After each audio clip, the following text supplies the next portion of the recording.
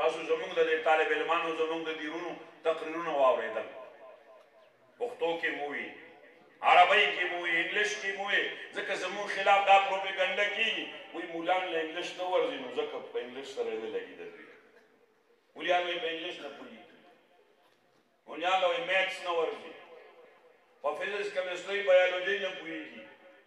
دوی د انګلیش نه ناخبره دي موږ وایي ستاسو دغه انګلیش او دغه فزیکس کیمسټري بایولوژي را جمع کړه نو زموږ د قرآن د یو انا اعطیناک الکوثر عمره علم پکې نشته یو انا اعطیناک الکوثر را جمع کړه او د هغې علوم وګوره چې کوم علوم پکې څنګه تشکیل کوي الله د امت په کوم حیثیت باندې کوي ستا دا خو فن دی دا خو په عقلي باندې عقلي څیزونو باندې بنا دی د دغې احکامات قرآن کې الله نه دي بیان کړي چې تاسو به د کوم لرګي نه ورونه جوړوئ او د کوم نه به کټ جوړئ او کوم نه به کرسۍ جوړئ الله وایي دې له مې عقل درکړی دی دا خو خصیص کمترین علم دی د دغې فن خلاصه خو پیسې ګټل دي او زما د دې کتاب خلاصه پیسې ګټل نه دي دا د عرش سره تعلق جوړوي دا د الله په اخلاقو باندې تخلقوا باخلاق الله د اخلاق د الله په اخلاقو باندې د الله په صفاتو باندې موصوف کېدل دي نن موږ د یوې ژبې د لاندې نه تاو شو او د هغې نه خپل ټول تهذیب راوړو او د هغې نه مو قربان کړ بس که څوک انګلیش زده کوي نو ږیره به ورته خامخا خرئ سر به ورته انګریزی کوي ټای به ورته اچوي او پین او شرټ به ورته اچوي نو دی بېدله به انګلیش نه ورځي او که کمیز او پرتوګ او ږیرې او پټکي والا انګلیش وي نو وایي ښه تا له ولې مولي صاحب به انګلیش درځي څه انګلیش څه شی دی خو یو ژبه ده او د هغې 12 جنسونه دي او هغه ډارېک انډارېک او پیسفیک او کې یاد کړه بس دغه انګلیش ته ټوله خبره ختمه شوه انګلیش څه ته وایي د ایز او د دیس نوم دی بس هغې له موږ خپل اسلامي تهذیب پرېښودو هغې له موږ خپل دایمي او عمومي او آفاقي کتاب قرآن پرېښودو یوې ژبې په کومې ژبې پورې ونښتو چې د یو څو ملکونو ژبه ده بس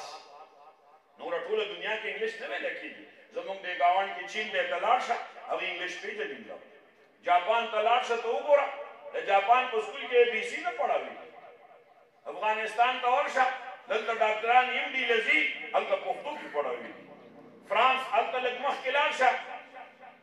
رشیا ته ورشه د هغې په ژبه کې پړاویږي دا موږ ډېر کم بخته خلک یو چې بس انګلیش زموږ مور او پلار ګرځېدلی بار ځای کې انګلیش کته او انګلیش پورته ویلکم ټو مولانا ویلکم ټو مولانا ویلکم ټو مولانا هغې له موږ څونه آفاقي قرآن پرېښودو دا نه چې موږ د انګلیش هتک کوو یا انګلیش څه شی نه دی خو نه انګلیش د تامې دنیا ژبه نه ده نه د تامې دنیا نظام دی د تامې دنیا نظام الله قرآن کې را لیږلی عمر رضی الله عنه نه CCS کړی او نه PCS کړی نه PhD کړی او هېڅ هم نه و کړي 36 قوانین یې جوړ کړي دي نن ستا ټوله دنیا د سیکیورټي چلیږي دا د عمر رضی الله عنه په قانون باندې چلیږي نه هغه وخت کې نه کالج و نه یونیورسټي وه نه لا کالج و نه لا یونیورسټي نه قانون ولې د هغه د قانون سوپریم لا قرآن مجید یاد کړی و د هغه فراست د قرآن نه تاوېده زمون فراست د غیرو د غلامۍ نه تاوېږي موږ قانون جوړو په غیرو پسې ځو